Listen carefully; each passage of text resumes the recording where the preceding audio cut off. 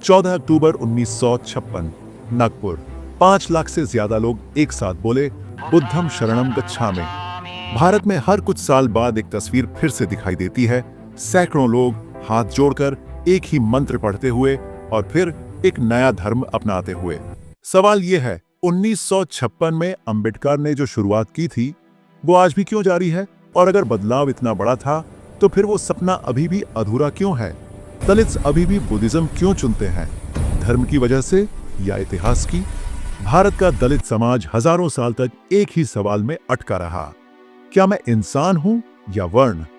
किसी समाज की सबसे गहरी चोट वो नहीं होती जो शरीर पर दिखाई दे, बल्कि वो होती है जो आत्मसम्मान पर लगती है। डॉक्टर भीमराव अंबेडकर ने उसी चोट को समझा। उन्होंने कहा, मैं हिंदू जन्मा पर मैं हिंदू नहीं मरूंगा। ये वाक्य सिर्फ धार्मिक निर्णय नहीं था, ये एक सार्वजनिक घोषणा थी कि सम्मान बाजार नहीं, अधिकार है। हमारे देश में किसी का धर्म बदलना सिर्फ एक फैसला नहीं, समाज के लिए बड़ा झटका होता है। बहुत लोग कहते हैं ये राजनीति है, कुछ कहते हैं ये मजबूरी है, कुछ कह देते हैं ये गलत है, लेकिन कोई ये नहीं पूछता आखिर ऐसी नौबताई क्यों? भारत के सामाजिक इतिहास में दलित पहचान किसी किताब में जन्मी नहीं, बल्कि समाज की सबसे निचली सीढ़ी पर बनी, जहां छूने से परहेज था, छुआ जाने पर दंड था, और इंसान को शरीर से नहीं बल्कि जन्म से मापा जाता था, जिसमें लोगों को जन्म से ऊंचा और नीचा बना दिया गया। नाम बदलते रहे, शताब्दियां बदलती रहीं, पर व्यवस्था वही रही। दलितों के जीवन में कई चीजें तय कर दी गईं। कहां बैठेंगे, कहां खाएंगे, कहां पानी भरेंगे, कहां दफन होंगे। स्कूल में अलग बैठना, कुएं से पानी नहीं भरना, मंदिर में प्रवेश न करना। ये बातें सिर्फ कहानी नहीं, लाखों परिवारों की रोजमर्रा की जिंदगी थी। धर्म परंपरा ने इन्हें वर्ण कहा, समाज ने अछूत कहा, राज्य ने डिप्रेस्ड क्लासेस कहा, और अंबेडकर ने पहली बार इन्हें कहा, एक ऐसी राजनीतिक अल्पसंख्यक जिसे इतिहास का कर्ज चुकाना है। अंबेडकर के लिए सवाल यह नहीं था कि धर्म कौन सा है, बल्कि यह था कौन सा धर्म बराबरी देगा। उन्होंने विश्व के मुख्य धर्मों का अध्ययन किया, लेकिन बौद्ध धर्म की शिक्षा ने उन्हें आत्मिक और सामाजिक समानता की खोज में सबसे स्पष्ट मार्ग दिया।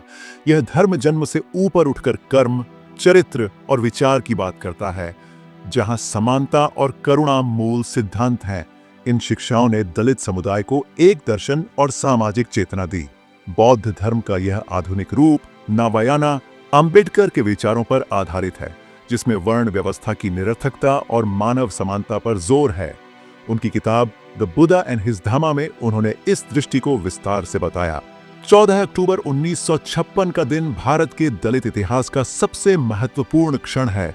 नागपुर के दीक्षा भूमि मैदान में अंबेडकर और उनके साथियों ने साधारण वाक्य नहीं बोला, उन्होंने अपनी पहचान वापस ली।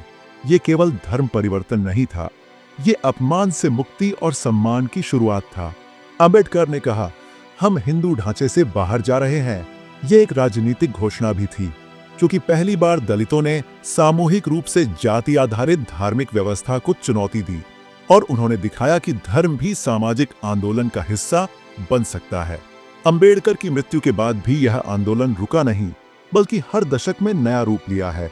आज भी लोग बौद्ध क्यों बन रहे हैं?